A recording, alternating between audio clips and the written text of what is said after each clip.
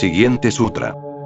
Vivir en el gran camino no es ni fácil ni difícil, pero aquellos que tienen una visión limitada son miedosos e indecisos. Cuanto más se apresuran, más lentos van, y el apego no tiene límites. Estar apegado, aunque sea a la idea de la iluminación, es desviarse. Deja que las cosas sean a su manera y no habrá ni ir ni venir. Obedece a la naturaleza de las cosas, tu propia naturaleza, y andarás libre y tranquilo. Cuando el pensamiento está cautivo, la verdad se oculta, pues todo es oscuro y confuso, y la gravosa práctica de juzgar trae consigo irritación y hastío. ¿Qué beneficio se puede sacar de las distinciones y las separaciones? Si deseas ir por el camino único, no desprecies ni siquiera el mundo de los sentidos y las ideas.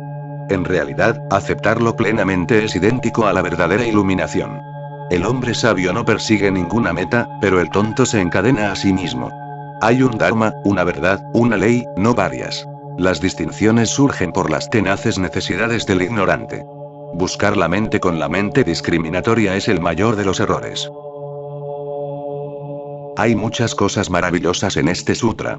Y no solo son maravillosas sino que, para el buscador, también son esenciales, fundamentales. Porque Shoshan no es un poeta, es alguien que ve. Lo que dice lleva consigo la poesía del infinito, pero esa no es la cuestión. Cuando una persona iluminada habla, lo que dice es maravilloso, poético.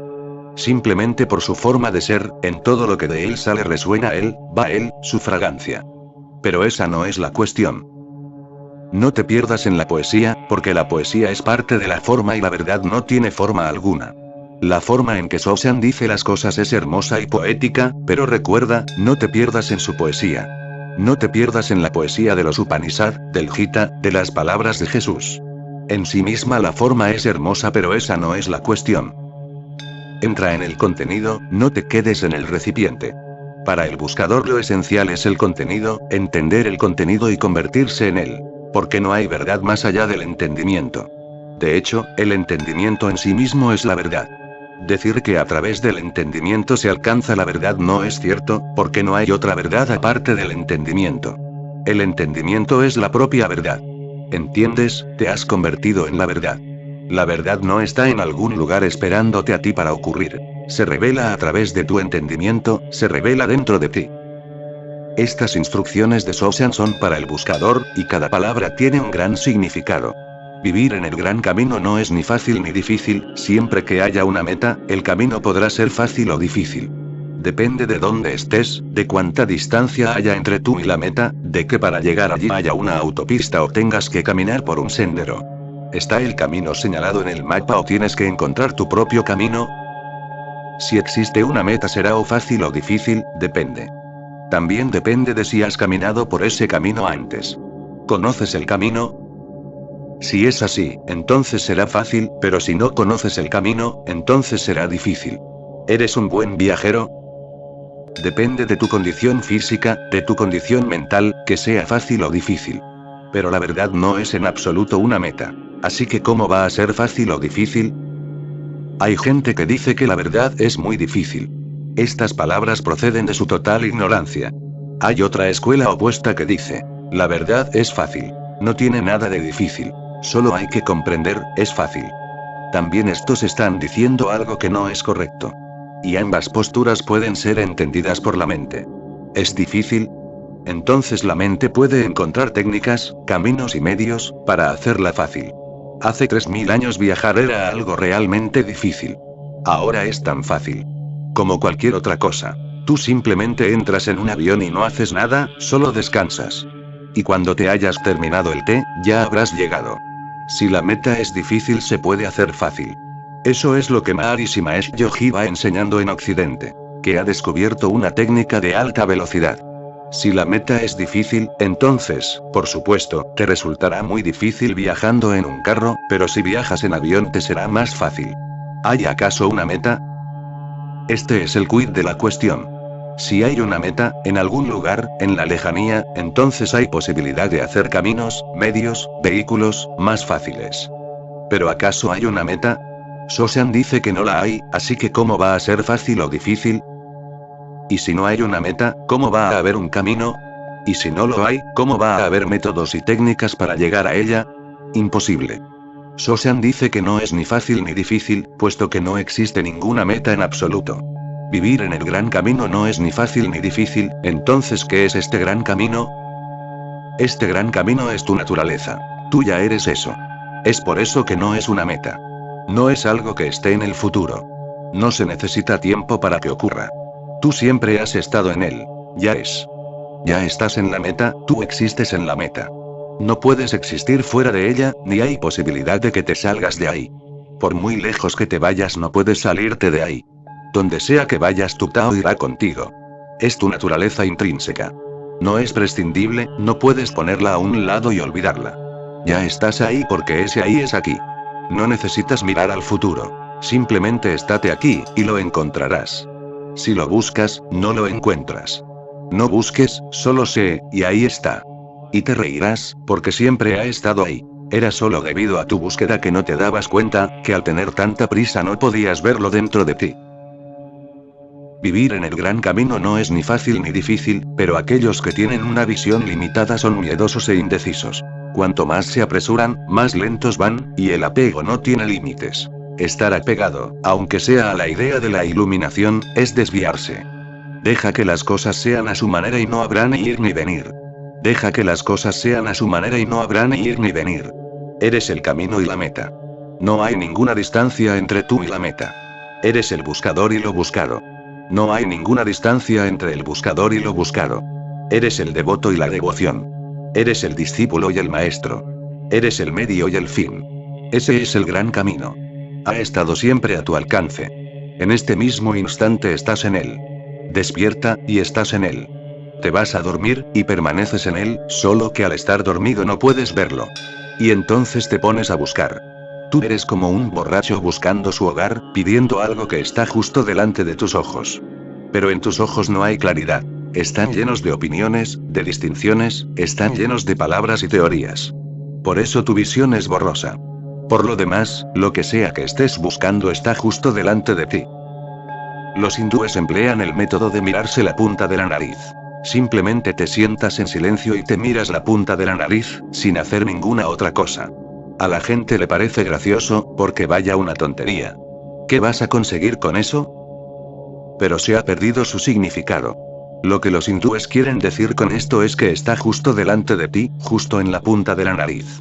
Quédate en silencio, mírate la punta de la nariz y no te líes con ningún pensamiento, y de pronto, ahí está. Justo en la punta de la nariz, siempre delante de ti. Y esto es lo bonito de mirarse la punta de la nariz. Vayas donde vayas está siempre delante de ti. Si vas al lugar adecuado, ahí está. Si vas a un lugar equivocado, ahí está. Si eres un pecador, está delante de ti. Si eres un santo, ahí está, delante de ti.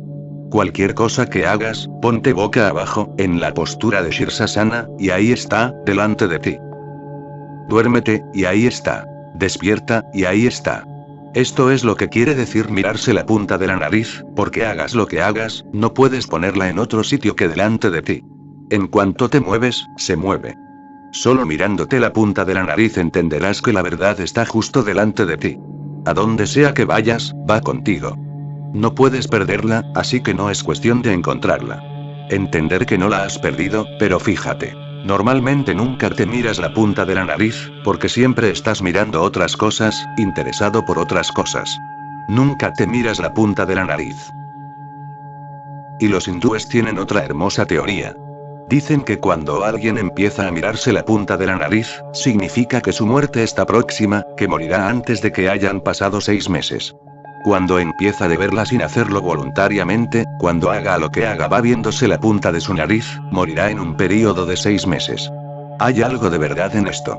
Porque solamente te haces consciente de la punta de tu nariz cuando todos tus deseos, todos los objetos de deseo, han dejado de tener sentido. Ya no tienes energía para perseguir deseos, se acerca la muerte. Ya te queda muy poca energía, toda la vitalidad se ha desvanecido. No puedes ni mover los ojos, no puedes correr tras las metas y los deseos, la vida se va desvaneciendo. Al final no queda nada excepto mirar la punta de la nariz. Este es uno de sus significados. Otro, y más importante, es que siempre que una persona pueda verse la punta de la nariz, morirá a este mundo. Tendrá un nuevo nacimiento, porque ha mirado con claridad delante de sí mismo. Este mundo y esta vida desaparecen. En lo que concierne a su viejo ser, él ya está muerto. Él es un nuevo ser, es un renacimiento. Ahora ya no hay un ir y venir. Se ha realizado. Tan solo mirándose la punta de la nariz. Sí, porque la cuestión radica en mirar lo que hay delante y no a los lados. Porque la verdad está delante de ti, no puede ser de otra forma. No es ni fácil ni difícil. No es cuestión de esfuerzo, ¿cómo va a ser fácil o difícil?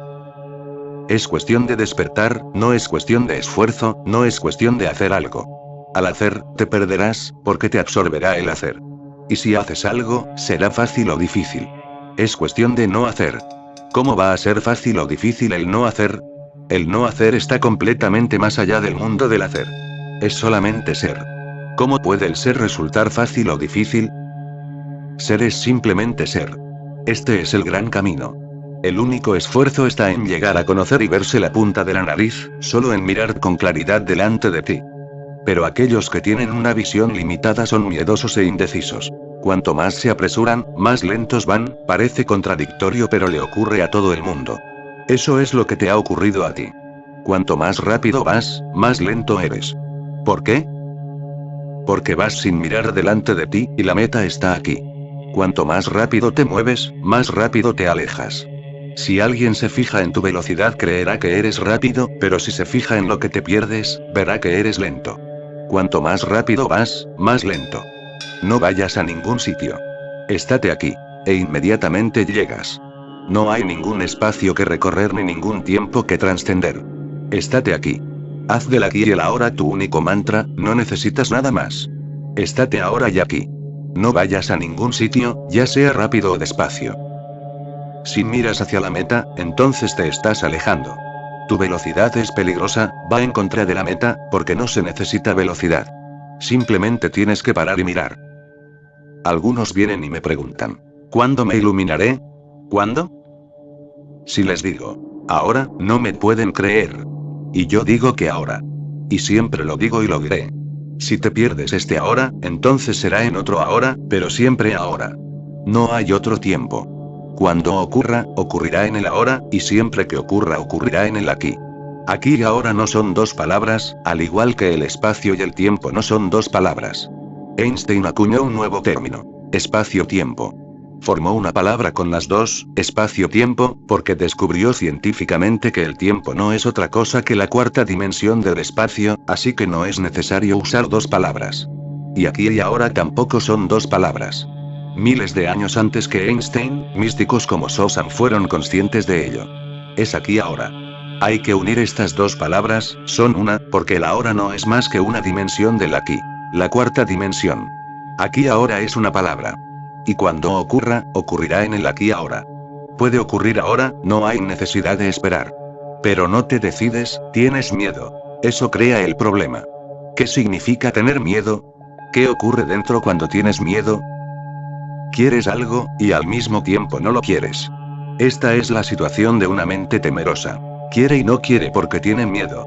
Le gustaría pero no está segura, no se decide. Jesús siempre usaba la palabra miedo, muchas veces, en contraposición de la fe. Nunca usaba incredulidad o desconfianza, en contraposición de la fe. Siempre usaba la palabra miedo en oposición a fe. Decía que aquellos que no tienen miedo, tienen fe, porque la fe es una resolución. La fe es una decisión total. Vives totalmente en ella, es una confianza, sin nada que te retenga, es incondicional. No se puede volver atrás. Si has entrado totalmente en ella, ¿quién se echará atrás? La fe es absoluta. Si entras, entras. No puedes salirte. ¿Quién va a salirse? No hay nadie detrás de ti que te pueda hacer volver. Es un salto al abismo, y Jesús está absolutamente en lo cierto al hacer del miedo el antónimo de la fe. Nadie había hecho esto antes. Pero está absolutamente en lo cierto, porque no le interesa el lenguaje externo, lo que le interesa es el lenguaje del ser interior. Lo que no te permite tener fe es el miedo. No la incredulidad, recuerda, lo que te impide tener fe no es no creer, es el miedo. Por supuesto que racionalizas tu incredulidad, tu miedo. Lo escondes tras palabras, dices. Tengo mi escepticismo, mis dudas. ¿Cómo voy a entrar en ello a no ser que esté totalmente convencido? Pero mira profundamente en tu interior y encontrarás miedo. El miedo significa que una mitad de ti quiere adentrarse y la otra mitad no quiere. Una mitad de ti se siente atraída por lo desconocido, ha escuchado la llamada, la invocación. Y la otra mitad tiene miedo a lo desconocido y se aferra a lo conocido. Porque lo conocido es lo conocido, no implica miedo. Haces algo, y ese algo se vuelve conocido. Ahora, si quieres cambiar a un nuevo trabajo, a una nueva forma de vida, nuevos hábitos, nuevo estilo, la mitad de ti se aferra a lo conocido, dice. No te muevas. ¿Quién sabe? Puede que sea aún peor que esto. Y una vez que hayas dado el paso no podrás volver. Así que una mitad dice, quédate aquí. Esta mitad pertenece a la memoria, al pasado, porque el pasado es conocido. Y la otra mitad se siente atraída, siente la llamada a entrar en un camino desconocido, a través de lo inexplorado. Porque lo nuevo te emociona. Ahí está el miedo. Estás dividido. El miedo te divide, y si estás dividido hay indecisión. Con un pie vas hacia lo desconocido, y el otro permanece en el pasado, en la tumba del pasado. Y entonces te paralizas, porque nadie puede moverse con un solo pie, con una sola pierna. Tienes que mover tus dos alas, ambas partes. Solo así te puedes mover. Cuando estás indeciso, estás estancado. Y todo el mundo está indeciso. Este es el problema, esta es la ansiedad. Estás paralizado, sin poderte mover. La vida sigue fluyendo, y tú te has vuelto como una piedra, bloqueado, un prisionero del pasado. Pero aquellos que tienen una visión limitada son miedosos e indecisos. Cuanto más se apresuran, más lentos van. Toda su vida es contradictoria. Hacen algo con una mano e inmediatamente lo deshacen con la otra. Indecisos. Con una mano amas a una persona y con la otra la odias. Con una mano creas amor y con la otra plantas las semillas del odio. Y nunca eres consciente de lo que estás haciendo. Estuve hablando con alguien acerca de un monasterio oculto en Bokhara. Gurdjieff vivió en ese monasterio durante al menos 6 años. Allí aprendió muchas técnicas de la escuela sufí. Una de sus técnicas todavía se usa en ese monasterio. La técnica es muy hermosa. Cuando alguien entra en el monasterio, se hace discípulo y se le da una placa, un letrero. En un lado lleva escrito: estoy negativo, por favor, no me toméis en serio. Si digo algo ofensivo, en realidad, no te lo estoy diciendo a ti. Es porque estoy negativo, estoy lleno de odio, de ira y de depresión. Y si hago algo, es debido a mi negatividad, no a que tú estés equivocado. En el otro lado de la placa lleva escrito: estoy positivo, estoy amoroso, lleno de afecto, por favor, no me toméis en serio. Si digo que eres maravilloso, no estoy diciendo nada acerca de ti. Es solo que me siento bien. Y cuando una persona siente que su estado de ánimo está cambiando, le da la vuelta al letrero. Se lo pone de un lado a otro, dependiendo de cómo se sienta. Y a través de esto ocurren muchas cosas, porque nadie le toma en serio. La gente se ríe, porque él está negativo. Si alguien se siente mal y vomita, está bien. No te está vomitando a ti, no te está echando nada encima. Simplemente está expulsando algo que le molesta. Y solo cuando esta división se acaba y el discípulo va al maestro y le dice: no soy ni lo uno ni lo otro. Ahora no estoy ni negativo ni positivo, todo se ha calmado y mis dos alas se han hecho una, ahora soy uno, solo entonces se quita la placa. El momento en que se retira la placa es un momento de iluminación. Entonces estás completo. De otra forma estás siempre contradiciéndote a ti mismo, y entonces sufres y sientes angustia, y piensas: ¿qué me pasa? Pero no te pasa nada. Por un lado haces algo bueno, e inmediatamente, por el otro haces algo malo. Inmediatamente, para destruir ese otro lado que se ha adelantado, porque no puedes decidir, porque estás dividido. Una parte de ti se agarra a los viejos hábitos, y la otra quiere adentrarse en lo desconocido. Una parte quiere agarrarse al mundo, y la otra quiere convertirse en un pájaro y entrar en el desconocido cielo de lo divino, en la propia divinidad de la existencia. Entonces estás estancado. Trata de darte cuenta. Es difícil porque nunca lo has intentado, pero en realidad no es en absoluto difícil. No es ni fácil ni difícil. Solo observa lo que estás haciendo contigo y con los demás. Todo lo que hagas a medias te producirá sufrimiento. Estancado, caerás una y otra vez en el infierno. El infierno es el lugar en donde la gente se estanca, y el cielo es el lugar en donde todo el mundo se mueve, donde no están paralizados. El infierno es un lugar en donde no hay libertad, el cielo es libertad. Los hindúes han llamado al estado supremo moksha, libertad absoluta. Nadie está estancado en ningún lugar, sino que fluye libre como un río, o como un pájaro al viento, con todo el cielo infinito a su alrededor, sin estar sujeto a nada. Pero aquellos que tienen una visión limitada son miedosos e indecisos. Cuanto más se apresuran, más lentos van, y el apego no tiene límites. Y recuerda, no importa dónde te agarres. El agarrarse en sí mismo es el problema, lo importante no es a lo que te agarras. Por eso Sosan dice, el apego no tiene límites. No se limita solo a este mundo, a este cuerpo, a los sentidos, a los placeres. También puedes apegarte a la iluminación, puedes apegarte a Dios. Puedes agarrarte al amor, puedes agarrarte a la meditación, puedes agarrarte a la oración. Y, al agarrarte, te vuelves a estancar. No te agarres a nada, permanece libre y móvil. Cuanto más móvil, más cerca estás de ti mismo. Y cuando tu movilidad es completa, cuando no te estancas en ningún lugar de tu energía, la verdad llama a tu puerta. Siempre ha estado llamando, pero estabas estancado y no podías oírlo. Está justo delante de ti, en la punta de tu nariz. Estar apegado, aunque sea a la idea de la iluminación, es desviarse. Esto se convierte en un problema. Si te aferras demasiado a la idea de que tengo que iluminarme, esto mismo se convertirá en tu problema. La iluminación nunca se alcanza, ocurre. No es algo que se alcance. Y la mente que busca conseguirla nunca la alcanza. Puede que estés tratando de conseguir poder en este mundo, y luego trates de conseguir poder en el otro. Primero quieres conseguir riqueza en este mundo, y después tratas de conseguir riqueza en el otro. Pero tú sigues siendo el mismo, y la mente, tu forma de funcionar y todo el esquema siguen siendo lo mismo. Conseguir. Alcanzar. Esa es la obsesión del ego. La mente que quiere conseguir es el ego. Y el que realmente lo consigue, es aquel que no está tratando de conseguirlo, aquel que simplemente está feliz donde está, aquel que es feliz siendo lo que es. El que no tiene meta. El que no va a ningún lugar. El que se mueve, pero cuyo movimiento no es para alcanzar ninguna meta. Se mueve por su energía, no por algo en concreto. Su movimiento no es a causa de ningún motivo. Por supuesto que alcanza la meta. Eso es otra cuestión. Un río fluye desde los Himalayas. No va hacia el mar, no conoce el mar, no sabe dónde está, no le importa el mar. La alegría de moverse por los Himalayas es tan hermosa en sí misma, pasando por los valles, por sus picos, a través de los árboles, y luego llegando a los llanos, a su gente, el propio movimiento es hermoso en sí mismo. Y el movimiento es hermoso cada momento, porque es vida. El río ni siquiera es consciente de que haya una meta, de que haya un mar. Esa no es la cuestión. Y si el río se preocupa por esto, entonces estará en el mismo lío que tú.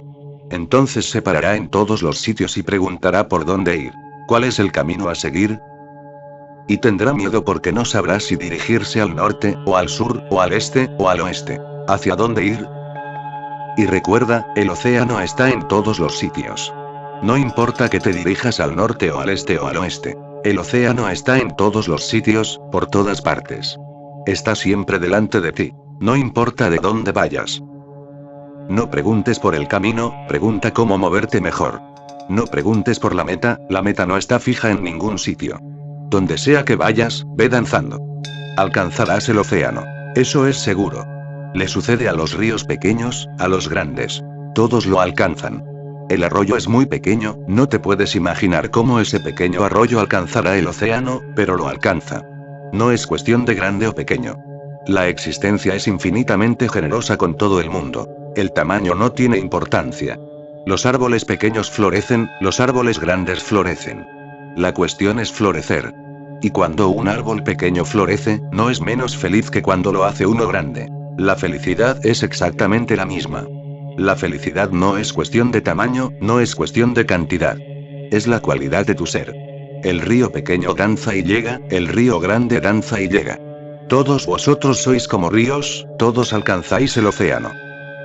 Pero no lo convirtáis en una meta. Si no, cuanto más deprisa vayáis, más lentos os moveréis. Y cuanto más quieras llegar, más estancado estarás, porque tendrás más miedo. El miedo a no llegar te agarrotará, el miedo a no llegar te paralizará, el miedo a equivocarte te mutilará. Si no hay meta, no hay miedo. Recuerda, el miedo está relacionado con la meta. Si no vas a ningún sitio, ¿dónde está el miedo? No puedes perder nada, no puedes fracasar, así que, ¿de qué tener miedo? Miedo significa posibilidad de fracasar. ¿De dónde procede esta posibilidad de fracasar? Procede de estar orientado hacia una meta. Tú siempre estás buscando la meta.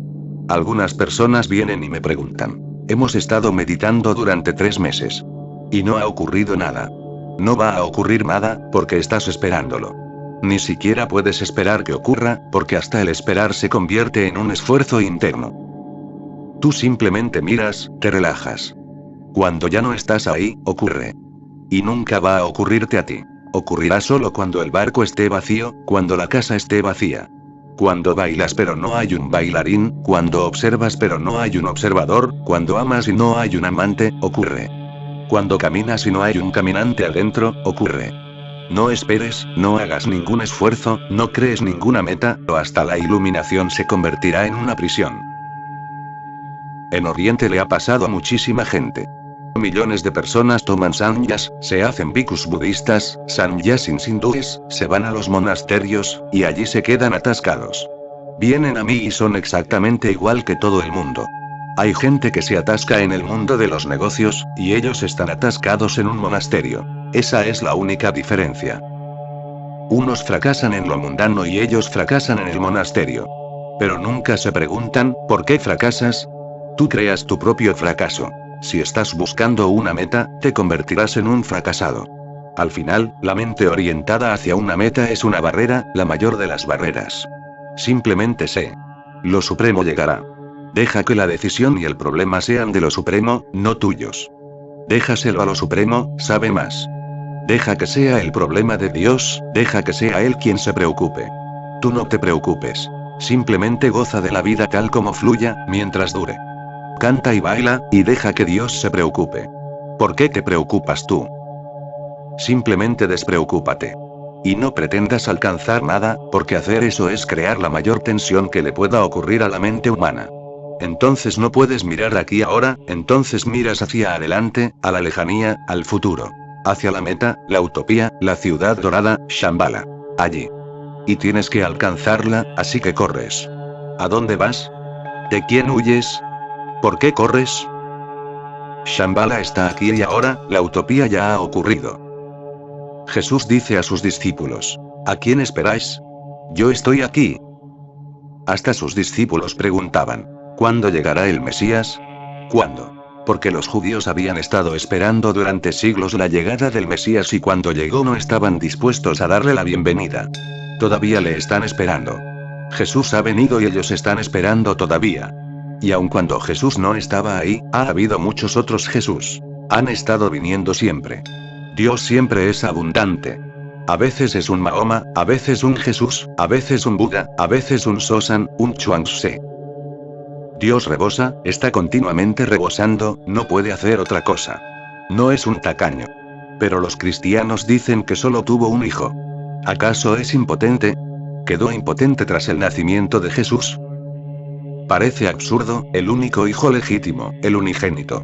Eso no es posible, porque de ser así tu Dios no es un Dios. No vale para ello.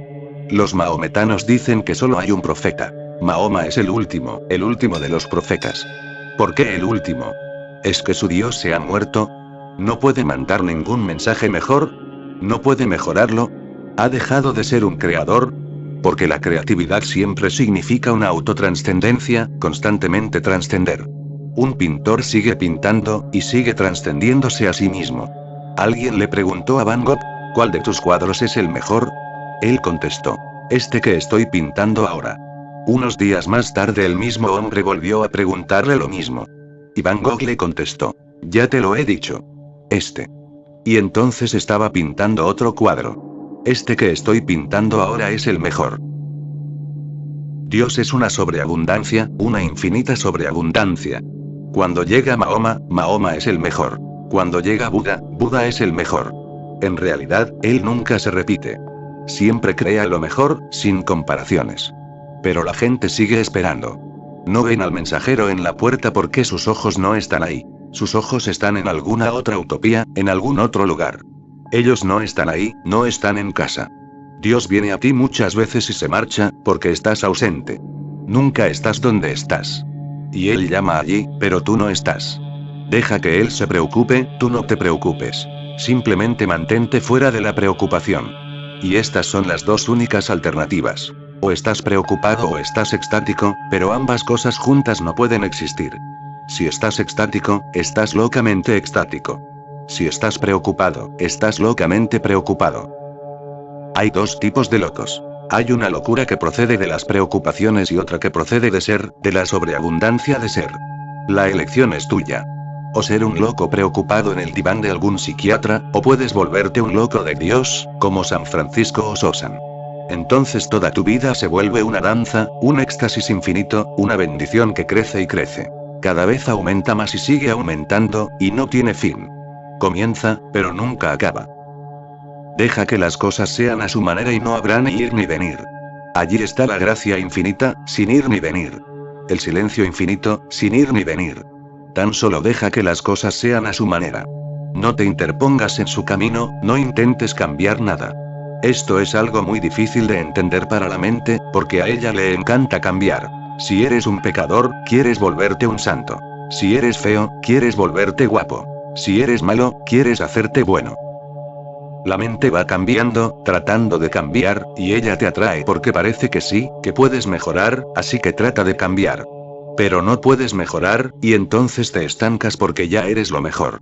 La única cuestión es cómo dejar de preocuparte y cómo empezar a vivir. Sé un vividor, deja que las cosas ocurran por sí mismas. Acepta. ¿Quién eres tú para preocuparte? Tú has nacido. Nadie te ha preguntado si querías nacer o no. De otro modo te habrías quedado estancado ahí, porque no puedes decidir nada. Eres indeciso. Si se te hubiera preguntado, si Dios hubiera venido a preguntarte, Él nunca comete ese error porque sabe que te estancarías ahí, aunque estuvieras pensando durante toda la eternidad, serías incapaz de decidir si nacer o no. Él te arrojó a la vida de repente, sin pedirte permiso. De otra forma no estarías aquí. Y si Él te preguntara acerca de tu muerte, volverías a quedarte estancado. Él nunca pregunta, simplemente te lleva consigo. Él te conoce bien. Sabe que no te puedes decidir. Si viniera y te preguntara, ¿cuándo quieres morir? ¿Serías capaz de decidirte? ¿Quizá el sábado, quizá el domingo? No. Solo hay 7 días, y no serías capaz de decidirte por ninguno. Él tiene que venir sin preguntarte. Si la vida ocurre sin ti, si el nacimiento, la muerte y el amor ocurren sin ti, entonces ¿por qué deberías preocuparte? Quien quiera que sea el creador, si puede darte el nacimiento, si puede darte la muerte, si puede crear y destruir, déjale a Él todas las preocupaciones. Tú disfruta mientras seas. Y si puedes disfrutar mientras eres, de repente te das cuenta. Esta es la fuente original. Has tocado vida infinita. Jesús dice: estoy aquí para mostraros la abundancia de la vida, su infinita riqueza, y la única manera es dejar que las cosas sean. No interfieras, no impongas tu propia manera. Deja que tu Tao fluya, deja ir a tu naturaleza, donde quiera que vaya. Obedece a la naturaleza de las cosas, tu propia naturaleza, y andarás libre y tranquilo. Cuando el pensamiento está cautivo, la verdad se oculta, pues todo es oscuro y confuso, y la gravosa práctica de juzgar trae consigo irritación y hastío. ¿Qué beneficio se puede sacar de las distinciones y las separaciones? Cuando estás repleto de pensamientos, la mente está borrosa, tu visión no es clara. ¿Pero qué hacer?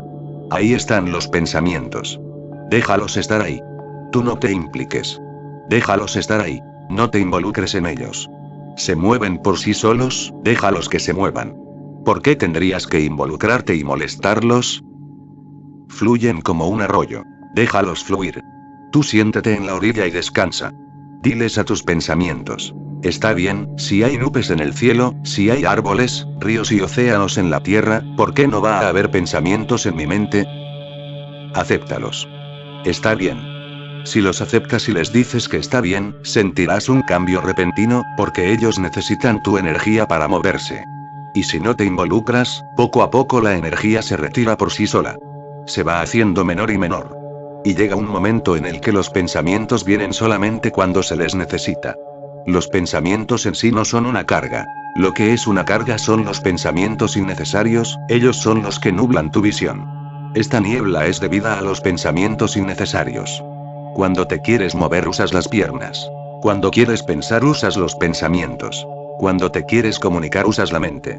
Pero cuando estás sentado bajo un árbol, ¿para qué continuar moviendo las piernas? Parecerás un tonto. Pero aún así tu mente continúa moviéndose. La mente es una función, y la función es útil en el momento oportuno. Cuando se la necesita, la mente comienza a funcionar. Yo te estoy hablando. La mente está funcionando. Si yo fuera así, ¿cómo te podría hablar? Sosan está diciendo algo, ¿cómo podría decirlo si no hubiera mente?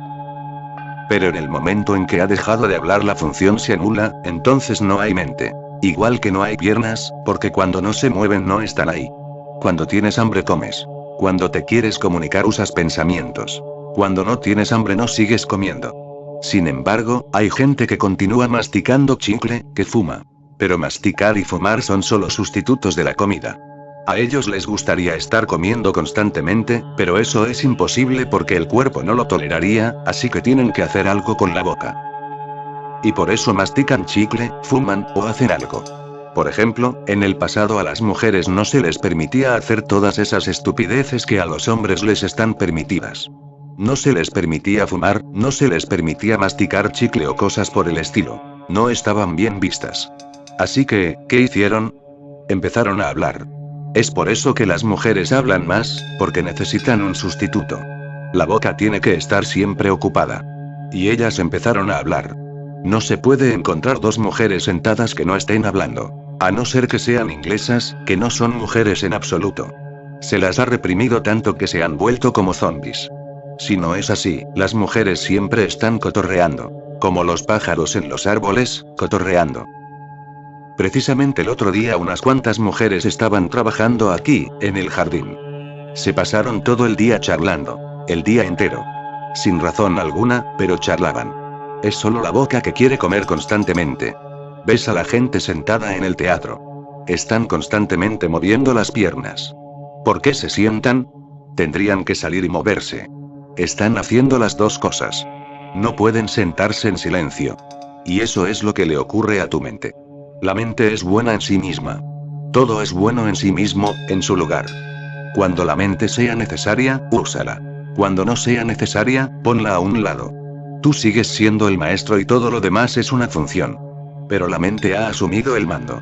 Sea lo que sea que estés haciendo, ella sigue y sigue. Al igual que una radio que no puedes apagar porque se le ha estropeado el botón y sigue siempre encendida. Estás durmiendo y la radio continúa. Estás descansando, comiendo, haciendo el amor, y la radio continúa. Y tienes que aguantarla constantemente. Poco a poco, te vas volviendo insensible al hecho de que la radio siga encendida. Simplemente no escuchas. Eso es lo que le ha ocurrido a tu mente. Sigue y sigue y sigue. No sabes dónde está el botón para apagarla. No escuchas, simplemente la soportas, la ignoras. Lo has dado por hecho como si tuviera que ser así. No es así, de ser así no podría ocurrir un Buda. Y cuando digo esto, lo digo a través de mi propia experiencia. No es así. El botón se puede sustituir. Eso es lo único que hacen las meditaciones. No te conducen a la iluminación, lo único que hacen es poner el botón que faltaba o arreglar el que estaba roto o bloqueado, o que todavía no funcionaba, o que no sabías cómo usar. La meditación es una técnica, y la técnica puede ayudar solamente a la función, no a tu ser. Así que ninguna meditación te conduce directamente al ser, simplemente arregla tus funciones. Entonces el zapato encaja perfectamente y te iluminas. Chuang Tse tiene razón. Cuando el zapato es el que corresponde al pie, te olvidas del pie.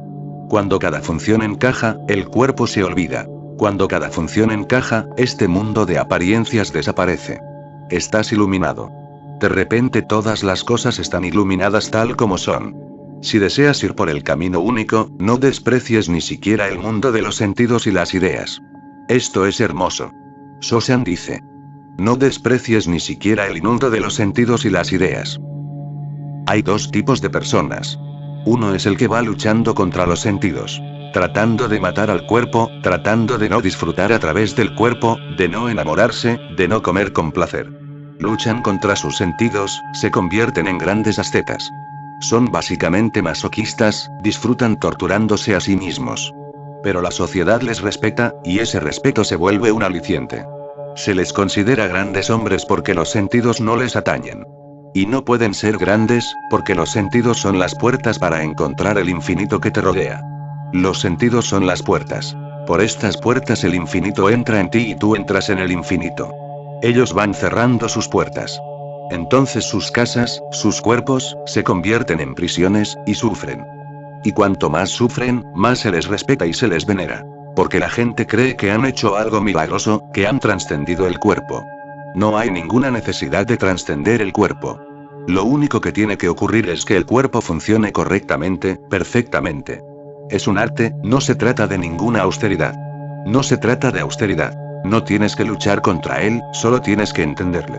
Y el cuerpo es enormemente sabio.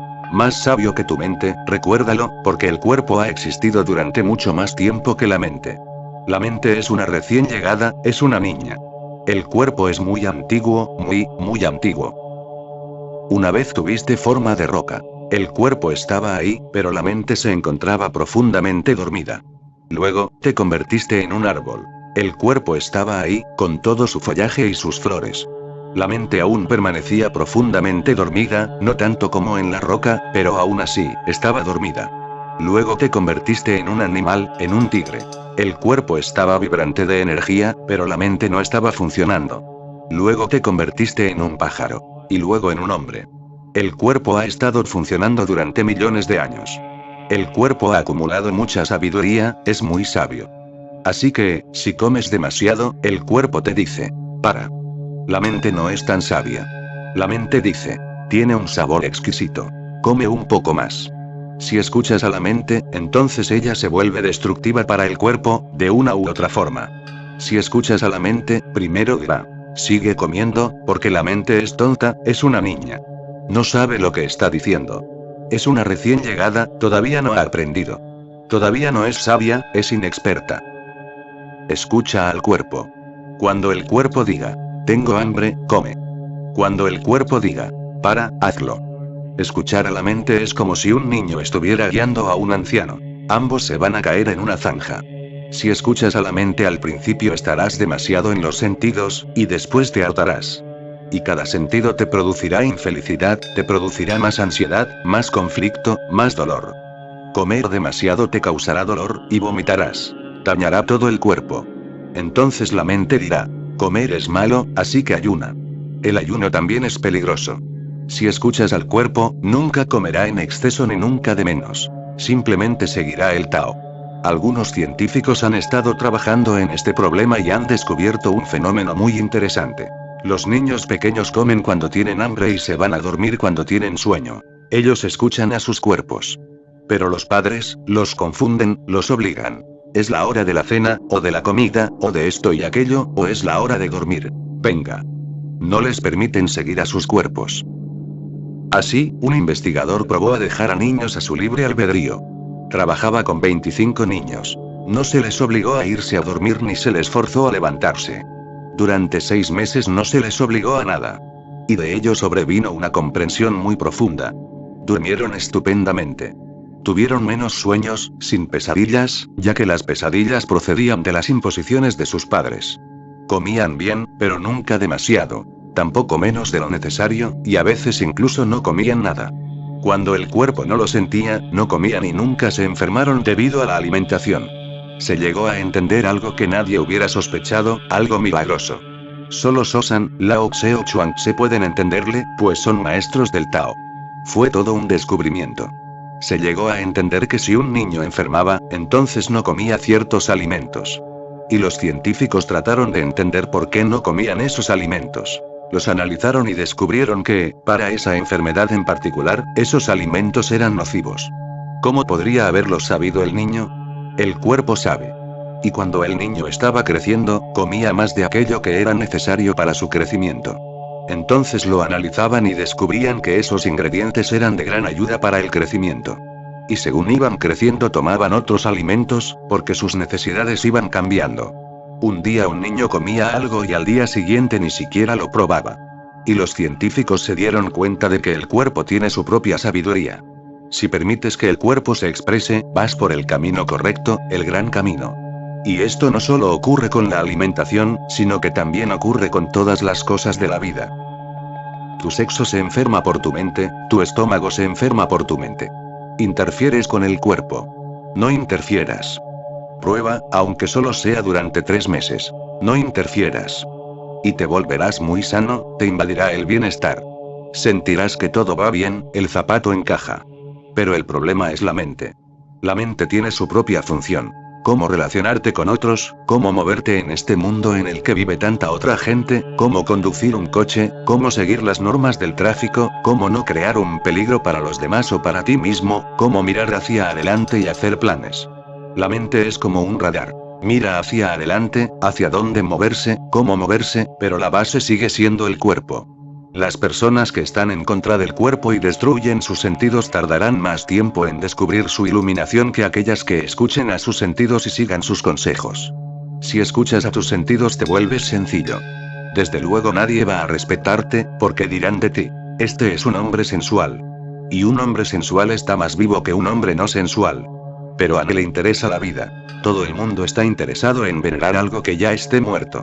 No esperes ningún respeto de la gente, o de lo contrario te perderás. Llega un momento en el que todo el mundo puede respetarte, pero tú no puedes respetarte a ti mismo porque te has perdido del todo. Nada encaja, todo te sale mal. Escucha al cuerpo. Porque estás aquí para disfrutar de este momento que te ha sido dado, este hermoso momento, esta maravilla que te ha ocurrido. Estás vivo, consciente, y el mundo es enorme.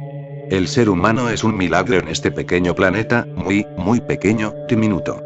El Sol es 60 veces mayor que esta Tierra, y este Sol es una estrella mediocre. Hay soles millones de veces más grandes que este, y hay millones de soles y millones de universos. Y hasta ahora parece, que la ciencia sepa, que la vida y la consciencia es algo que solo ha sucedido en esta Tierra. Esta Tierra está bendita. No sabes hasta dónde has llegado. Si supieras hasta dónde has llegado, te sentirías agradecido y no pedirías nada más. Podrías haber sido una roca y no hubieras podido hacer nada al respecto. Eres un hombre. Y estás sufriendo, preocupándote y sin darte cuenta de nada. Disfruta este momento porque puede que nunca regrese. Esto es a lo que los hindúes se refieren cuando dicen que puedes volver a convertirte en una roca. Si no lo disfrutas, si no creces en él, caerás. Puedes volver a ser un animal de nuevo. Esto es lo que significa. Recuerda siempre que este clímax de consciencia es el punto más elevado. Si no te integras en él y lo disfrutas, caerás. Gurdjieff solía decir que tú todavía no tienes un alma. La vida es una oportunidad para conseguirla, para convertirte en un alma. No sigas perdiendo el tiempo y la energía porque, si mueres sin haberlo resuelto, simplemente desaparecerás. ¿Y quién sabe si volverás a tener otra oportunidad? Nadie puede saberlo, no hay nadie que pueda aclarar esta cuestión. Lo máximo que se puede decir es que este momento es la oportunidad. Si lo disfrutas, si te sientes en éxtasis y agradecido con él, se resolverá mejor. Recuerda, para estar agradecido no se necesita nada más. Lo que tienes ya es demasiado, ya es suficiente para sentirte agradecido. No le pidas más a la existencia. Simplemente goza de lo que te ha dado. Y cuanto más lo goces, más te será dado. Jesús dice, y esta es una cita muy paradójica: cuanto más tengas, más te será dado. Y si no tienes nada, hasta lo que tienes te será quitado. Esto parece algo muy anticomunista. Parece absurdo. ¿Qué clase de matemáticas son estas? Cuanto más tengas, más te será dado. Y si no tienes nada, hasta lo que tienes te será quitado. Parece dicho a favor de los ricos y en contra de los pobres. Esto no tiene ninguna relación con la economía ordinaria. Es la economía suprema de la vida. Solamente aquellos que tienen obtendrán más, porque cuanto más disfrutan más crecen. La vida crece en el gozo. El gozo es el sutra. Estate contento y agradecido con lo que sea que tengas. Lo que sea. Sé feliz con ello. Y entonces tendrás más apertura, y más cosas te llegarán. Te volverás capaz de recibir más bendiciones. El que no esté agradecido perderá lo que tiene. Al que lo está, la existencia entera le ayuda a crecer más, porque se lo merece y se da cuenta de lo que ha recibido. Sé más amoroso y recibirás más amor. Sé más pacífico y recibirás más paz. Da más y tendrás más para dar. Comparte y tu ser aumentará. Pero tú nunca das, nunca amas, nunca compartes. De hecho, ni siquiera te das cuenta de que tienes algo. Estás simplemente esperando que algo ocurra en algún lugar. Ya ha ocurrido. Simplemente míralo. Tú llevas el tesoro. Y nunca das porque no sabes qué te ha ocurrido a ti, y no sabes que dar se convertirá en tu crecimiento. Una vez, en una comunidad judía, ocurrió que un santo se estaba muriendo. Era un hombre pobre, pero muy, muy rico. rico en su ser, rico en su éxtasis. Era un místico. Y toda la comunidad estaba preocupada por su muerte. Llamaron a todos los médicos del lugar, pero ya no podía hacerse nada, la muerte se acercaba a cada momento. Entonces se reunió toda la comunidad para hacer lo último que se podía hacer: rezar. Pero ni siquiera esto parecía servir de nada. Así que el rabino dijo: ahora ya solo queda una cosa por hacer, y Dios no nos ayudará a menos que la hagamos. Ofreceremos nuestras vidas. Así que donemos algunos días o algunos años de nuestras vidas a este santo. Y todo el mundo se adelantó. La gente le amaba.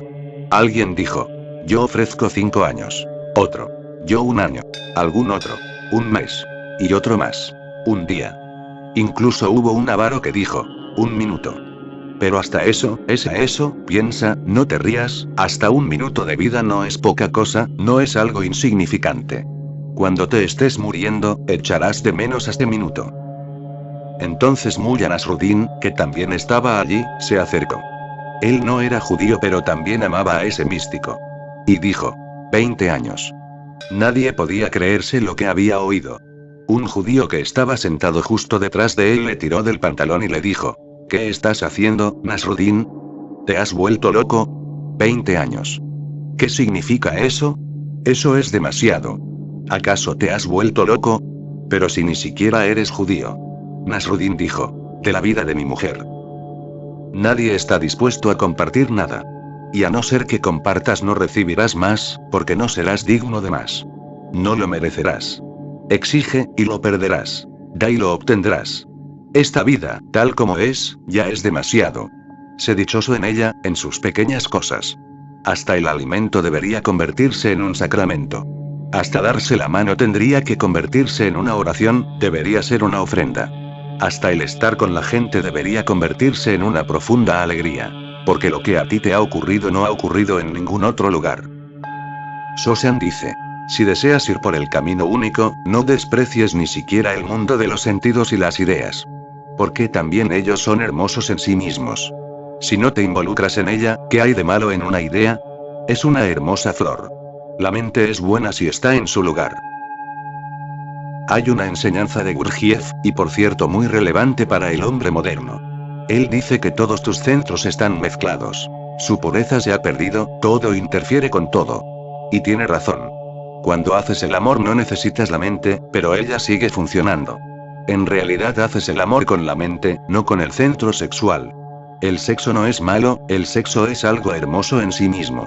Un florecimiento, un profundo compartir, un profundo encuentro entre dos personas. Pero la mente siempre está interfiriendo. Y entonces el centro sexual se tomará su propia revancha.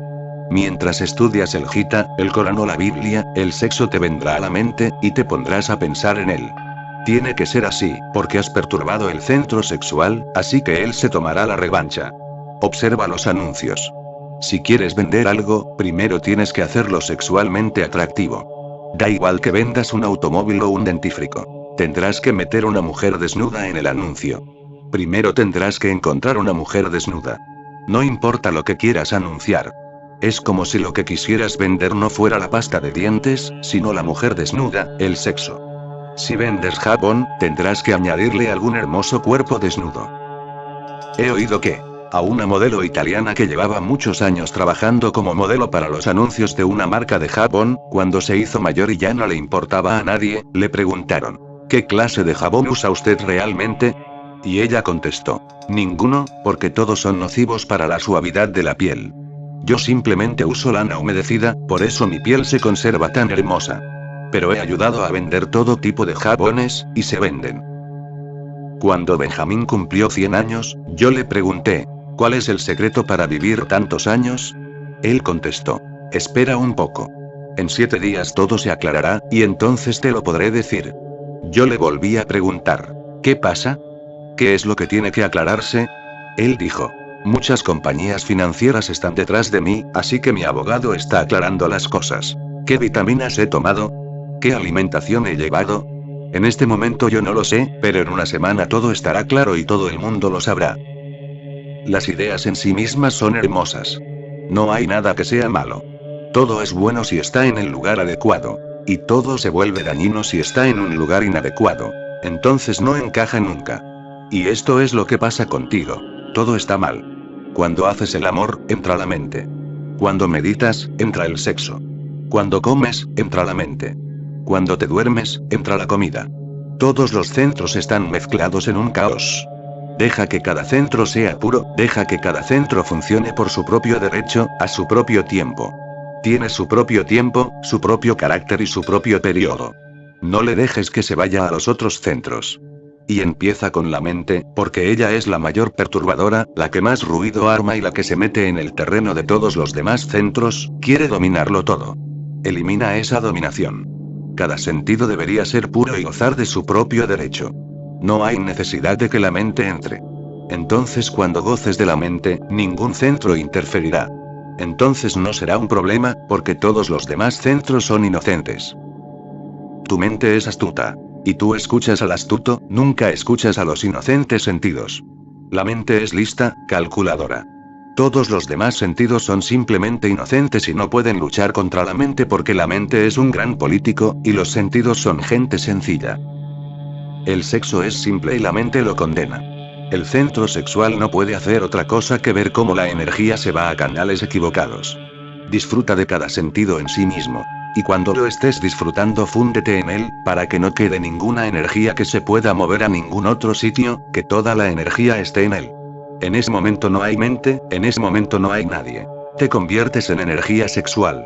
Cuando tengas hambre, vuélvete hambre. Come como si cada célula de tu cuerpo tuviera hambre y absorbiera el alimento. Y déjalo gozar. Y cuando quieras pensar, siéntate debajo de un árbol, cierra los ojos y disfruta de tus pensamientos. No hay nada malo en los pensamientos. Gózalos como el florecimiento que son, un hermoso florecimiento, una gran poesía en sí mismos.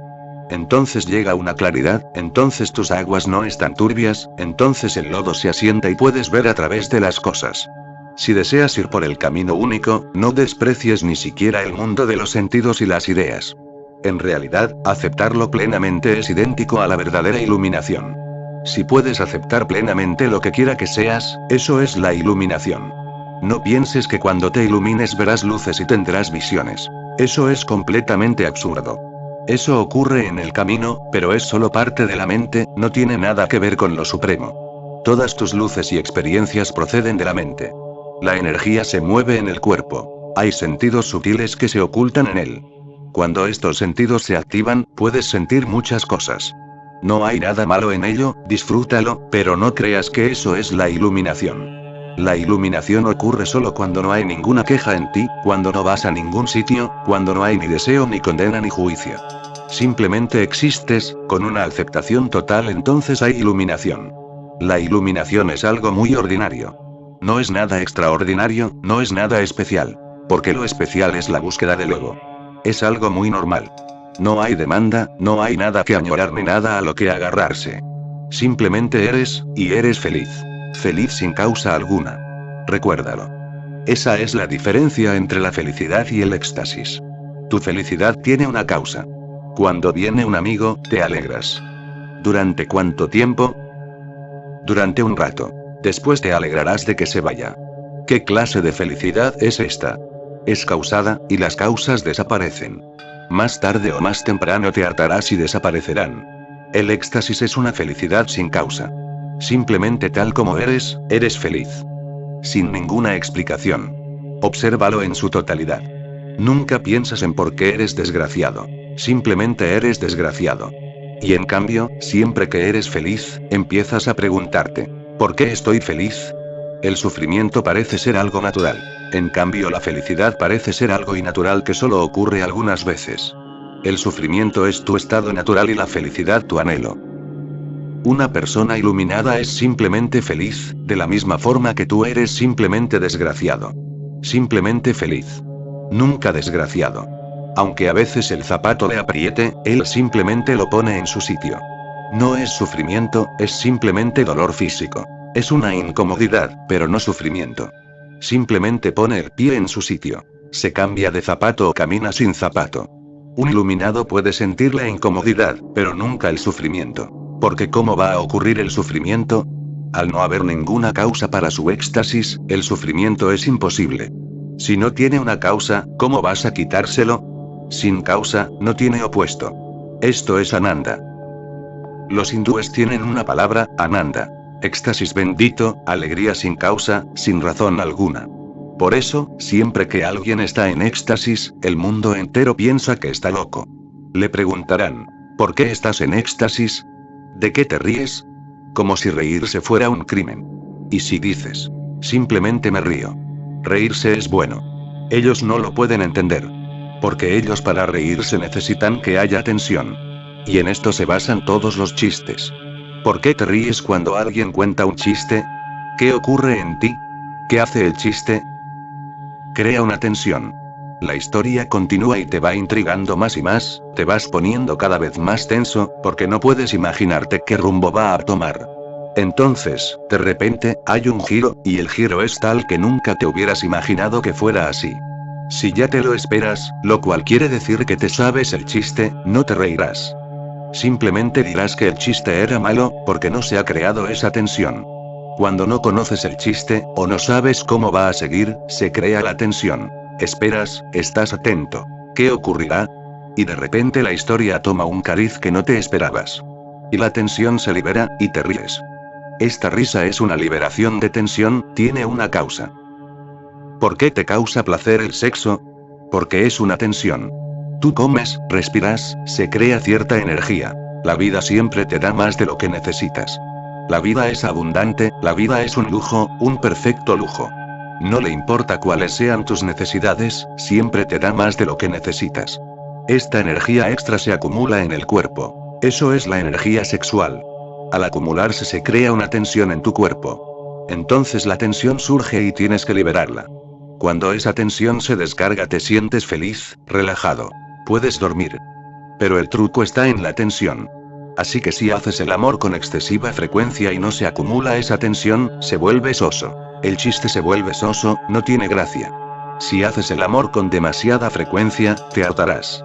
Porque no depende del amor, depende de la tensión generada. Si hacer el amor se convierte en una cosa cotidiana, la energía no es desbordante. Entonces, después de hacer el amor, en vez de sentirte feliz te sientes desgraciado, frustrado. Así no puede haber orgasmo, porque el orgasmo necesita más energía que el cuerpo. Es una sobreabundancia, por eso todo el cuerpo vibra en él. Recuerda, en las sociedades represivas la gente gozaba más del sexo, porque hasta encontrarse con la propia esposa era difícil. ¿Y qué decir de encontrarte con la esposa de otro? Eso era casi imposible. Había que traspasar muchas barreras para encontrarse con la propia esposa. En la India no podías ver a tu propia esposa a la luz del día. Con una familia tan enorme, con 100 personas viviendo juntas, durmiendo juntas, a veces, tenías que prepararlo todo para hacer el amor. Era hermoso, hermoso en un sentido, porque la tensión creada era tan elevada que llegaba a un clímax, y entonces sobrevenía el valle de la relajación. En Occidente el sexo se ha vuelto insípido. En Occidente ya nadie disfruta del sexo. Tienen demasiado. Te desprendes de la energía antes de generarla. Así es como ocurre la felicidad durante toda tu vida. Creas tensión y luego la relajas. El éxtasis es otra cosa. No tiene causa.